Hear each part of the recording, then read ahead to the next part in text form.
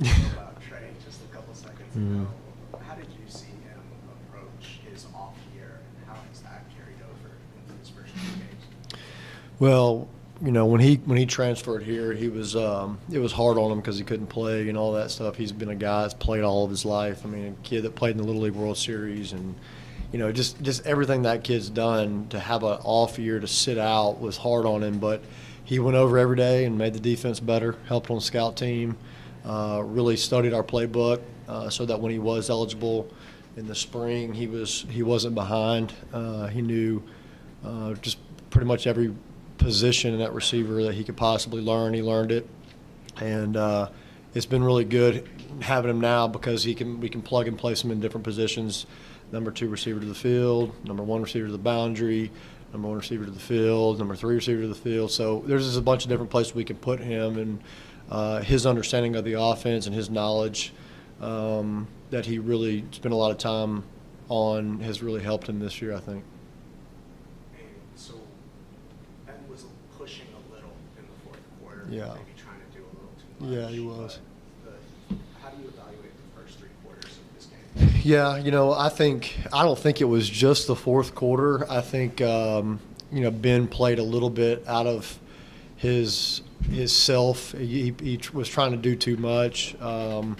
He was on the officials every play. That was something that we talked about on Sunday night, is just the fact that he's got to control what you can control. Don't worry about the refs, don't worry about the fans, don't worry about whatever. Control what you can control, and I think that Ben let the big game kind of get to him a little bit.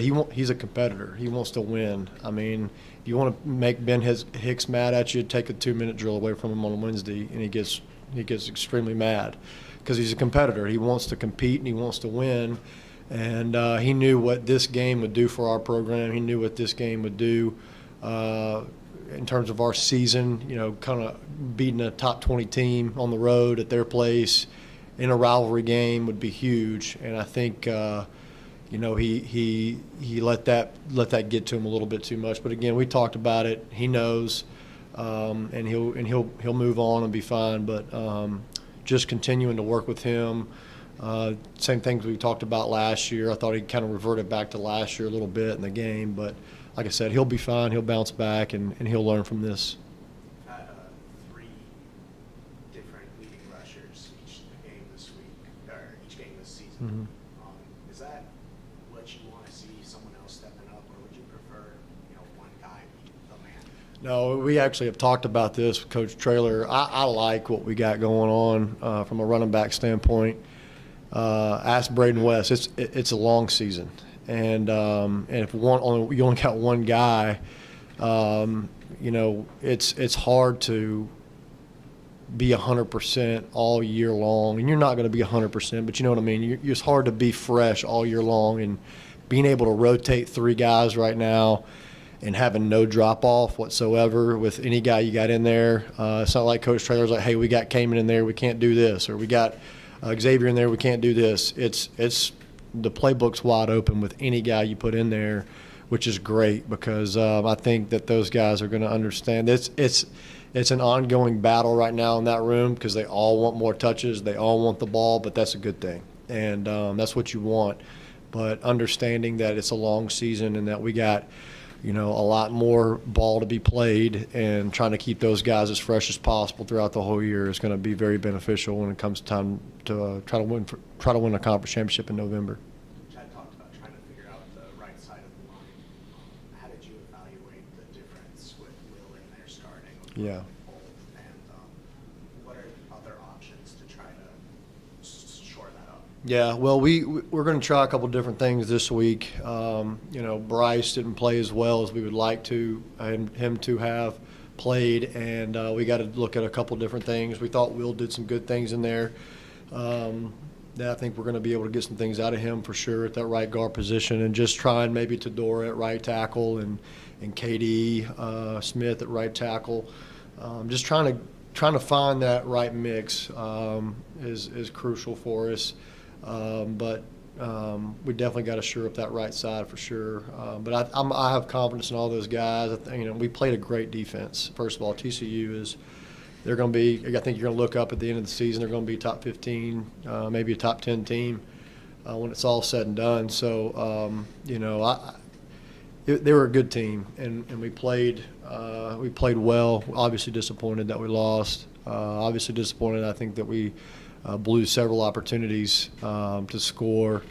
And but you got to look at that and say, those guys they played okay versus a really good defense, and probably one of the best defenses we'll face all year. And so it's hard to bench a guy, but again, we're going to look at different options and do a couple different things this week and see if we can't shore it up a little bit better.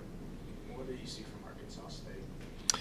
Man, they're athletic, they're fast, they're well coached. Coach Anderson is a great friend of mine. I owe him a lot. He recruited me at Middle Tennessee and gave me a shot to play quarterback, and very, very well respected in this profession. And he's very. I respect him and his staff. I mean, they do a phenomenal job on both sides of the ball and special teams. So they're going to be well coached. They're going to be ready for us. They obviously had a game canceled against Miami and then followed up with Arkansas Pine Bluff. So I'm sure there's going to be some things that they haven't shown yet that we're going to have to be ready for again, which is kind of the third time this year we're going to be have to do something like that during the game. But I'm sure they're going to have something defensively that they've showed a little bit last year they hadn't showed this year that they're going to do. And so again, kind of approaching it as a first game of the year type thing for us is there's going to be some things they do. We got to stay patient. We got to make some good adjustments from the box and on the sideline, and see what we can do to get it right. But they're gonna do some different things that we got to be ready for sure. Alex Honey was a guy that talked a lot about having a really good summer and fall and spring. Mm-hmm.